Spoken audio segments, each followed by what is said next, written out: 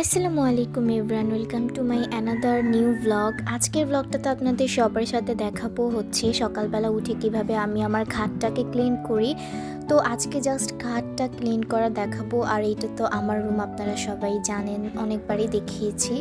যাই হোক, এখন হচ্ছে পর্দাটা সরিয়ে একটু সুন্দর কুয়াশা ভেজা আবহাওয়াটা দেখব। যদিও এখন কুয়াশা নেই, তার কারণ হচ্ছে এখন প্রায় 11টার বেশি বাজছিল। তার কারণ হচ্ছে আমাদের আজকে একটু ঘুম থেকে উঠতে লেট হয়ে যায়, তারপর আবার কিছু কাজ করতে হয়, তো সব মিলিয়ে হচ্ছে একটু লেট হয়ে যায় ঘর গোছাতে আসতে আসতে। তো যাই হোক, আপনাদেরকে এই সুন্দর প্রকৃতিটা দেখাই, দেখেন কি সুন্দর মাশাল্লাহ।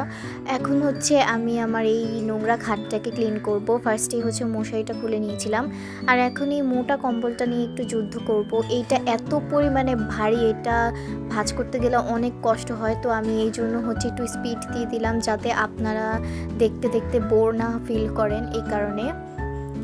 যাই হোক, তবুও নিজের রুম নিজে গোছাতে কিন্তু আলাদাই একটা মজা লাগে। আর খাটের সাইডে যে আবর্জনাগুলো ছিল, মানে বলতে গেলে যে কাপড়গুলো ছিল, ওগুলোকে হচ্ছে নামিয়ে নিয়েছি।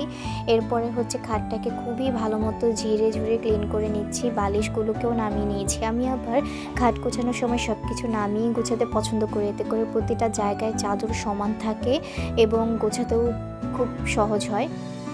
ফার্স্টে কুশনটা ওই জায়গায় রেখে দেখেছিলাম, কিন্তু একদম ভালো লাগছিল না, পরে এটাকে উপরের দিকে একটু রাখলাম।